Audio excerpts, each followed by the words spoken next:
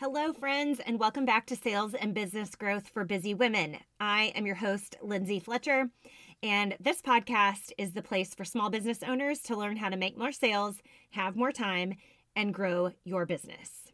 Before we get started today, I wanted to just take a second to say thank you so much for listening to this podcast. And if you haven't already, please do hit that follow button wherever you are listening. All right. So today we're going to talk about time management strategies, and I recently found an article on the Forbes website that really intrigued me. It was about effective time management strategies, but they suggested something a little bit different. They suggested that we need to manage our energy so that we can manage our time more effectively. And the premise behind this is that time is infinite, but energy is renewable. So in this article, they talked about a couple of different studies. One study where data was collected between 2009 and 2016 showed that female-run businesses are 11% less productive than male-run businesses. And I'll let you read the article if you'd like. I've linked it in the show notes here. But basically, women-run businesses performed poorer than men-owned businesses in 5 different categories when they controlled for a variety of different firm characteristics. And one factor that was called out in this study is that high household work allocations for women when compared to men, and some of the other cultural norms that make women less available for business than men may be one contributing factor. I'm not here to argue that women-run businesses are or are not less productive than men-run businesses. The conclusion from reading this study that I came to was, if that is true, if women have a higher allocated household workload, and I would say for most of the women in my life, that's the truth, right? If that's the case, we as women business owners have to become better at managing our time. And this article suggests that we should manage our energy so that we can manage our time better. Now, this article in Forbes also called out another study that was in the Harvard Business Review that was done back in 2006. And it took 106 employees at 12 regional banks in southern New Jersey through a curriculum of 4 different modules, and each was focused on specific strategies for strengthening one of the 4 main dimensions of energy.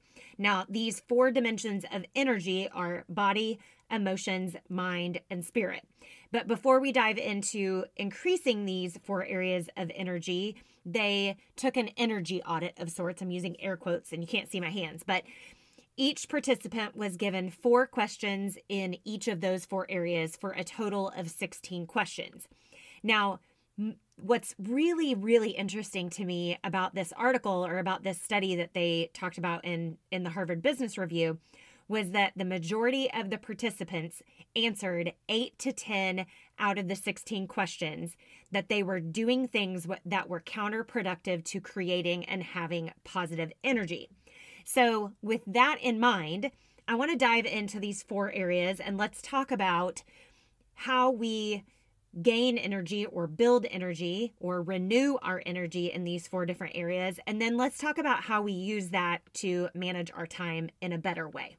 So area number 1 is the body. This includes nutrition, exercise, sleep, and rest. The study found that most of us, or most of the people in that study, were not doing things to build their energy for their body. They were eating like crap, not exercising. Because they were eating and drinking like crap, they weren't sleeping. And because they weren't sleeping, they weren't getting any rest, right? So we know all these things. We've heard it all before. But when we do things like skipping breakfast, we fail to express appreciation to others. We struggle to focus on one thing at a time, or we spend too little time doing things that give us a sense of purpose, our body energy is impacted negatively.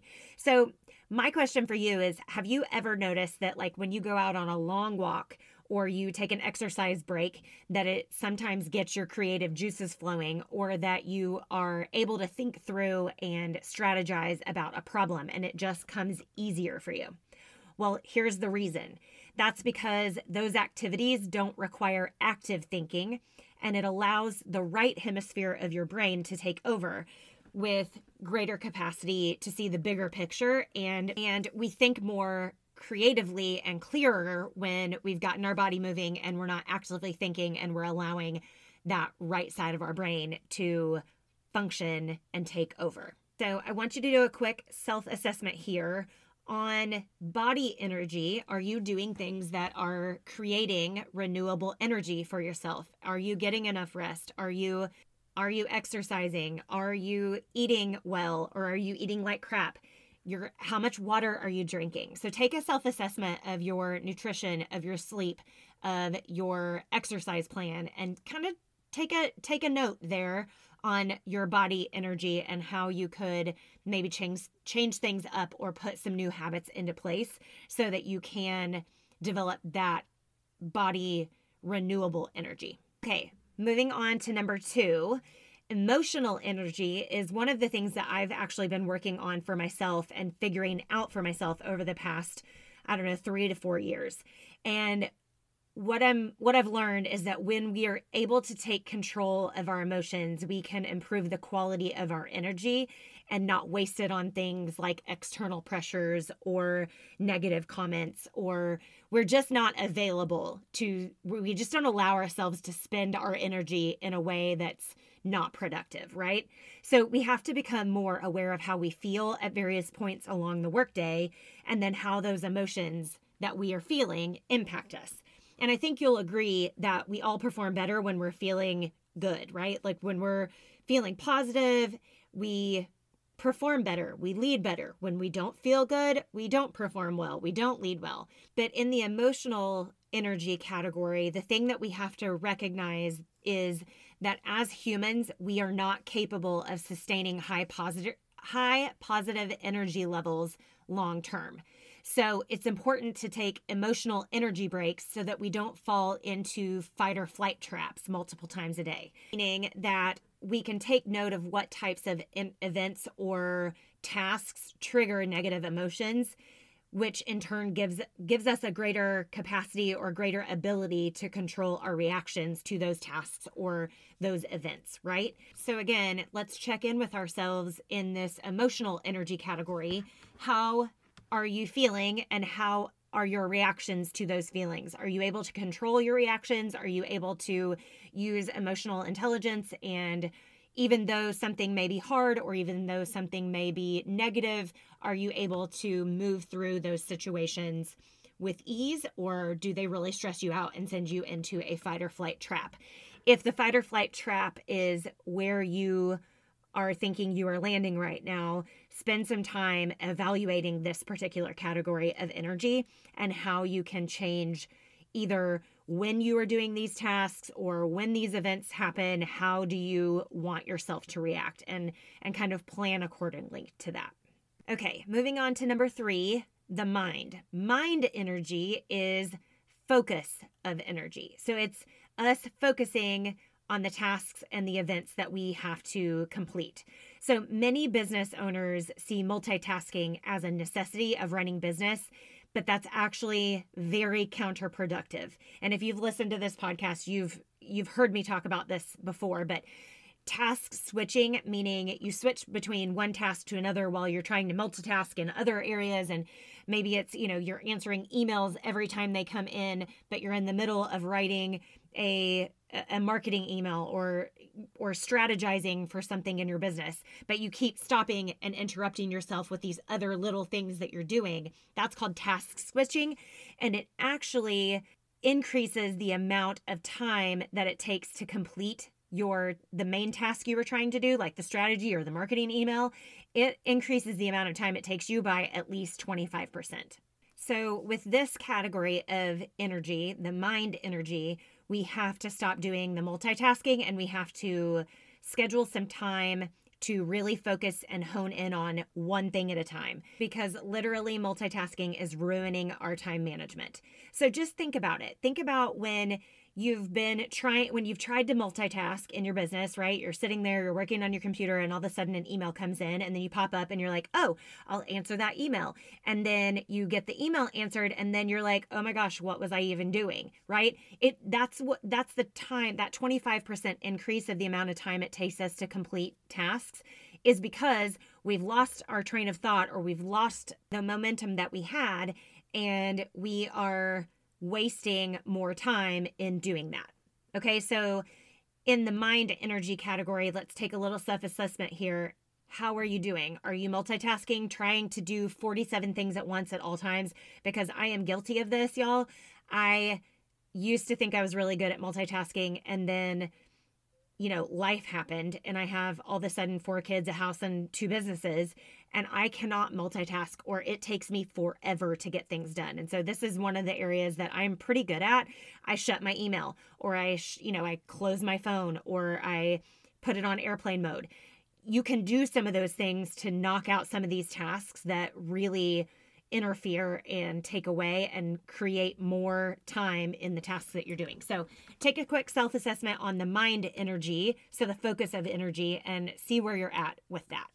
Okay, and finally, number 4, the spirit. The human spirit wants purpose and meaning. And if the work that we're doing really matters to us, we typically feel more positive energy, better focus. We demonstrate better and greater perseverance. So to tap into this type of energy, we have to establish our priorities, and then we have to set boundaries around those priorities, meaning that we need to make a list of our values. We need to make a list of the things that are actually important to us. So if we say family time is important to us, then we need to create some boundaries around that. We don't answer emails or texts or phone calls at the dinner table. Or when our kids are in the car, we don't respond to people, or we don't answer the phone for our business, right? We have to set those boundaries so that the priorities in our life actually are made priorities, and they don't just get bumped out because we have so much to do in our businesses. Because the problem with this spiritual energy piece is that we have to be honest with ourselves, because when we say that, these things are important, what we actually often do is not what we're saying is important, right? We work longer hours in our business. We answer texts and phone calls and emails during dinner time, or during, car time with our kids, or whatever that looks like. What we say we want to happen doesn't actually happen because we don't establish boundaries. So in the spirit energy piece of this, the boundaries are the important part. So take a quick self-assessment on the spirit energy piece of this. And do you have boundaries in place? We all know what's important to us, but do you have boundaries in place so that you can be successful in the areas that are important to you? So take a quick moment to do that and evaluate how that area of energy is working for you. Okay, so we've gone over the 4 types of energy: body, emotions, mind, and spirit. So how do we use this information to better manage our time? Now, based on this information, we should start with managing our energy. So speaking in simple terms, let's ask ourselves which tasks give us energy and which ones take energy away. You can probably categorize some of your tasks right now into energy giving and energy taking, right? We all know where our zones of genius are. We all know what we love doing in our business, and we all know some of the things that we don't love and things that really drain us. It might be time to delegate some of the things that are draining us. But if you're not at the point that you are able to delegate yet, start by categorizing your tasks and then pair them. So you're going to take an energy giving task and pair it with an energy taking one, and then give yourself a short break after you complete those 2 tasks. You can also take a week if you're not sure which ones give you energy and which ones don't. You can take a week to evaluate these tasks and how they impact your energy. So start by making your to-do list for the week, and then instead of just checking the items off as you go, you'll want to categorize them into these 2 categories And then once you go to schedule them and putting them on your calendar, pair them with one that gives you energy and one that takes away. I just think this is a really interesting way to think about your day and your week and your month and the tasks that you need to complete. So I'm interested in applying this to my time management, or rather energy management skills. And I'd like to continue this conversation. So if you use this already, if you use an energy management type of time management strategy, I would love to hear from you. I'd love to hear what you're doing, how you do it, how it works for you, how long you've been doing it, all the things. So you can email me at hello@lindsayfletcher.co. I would love to hear from you. Or we can connect on Instagram. I'm at lindsayfletcher.co. Or you can send me a voicemail at speakpipe.com/Lindsay Fletcher. And that's Lindsay with an A.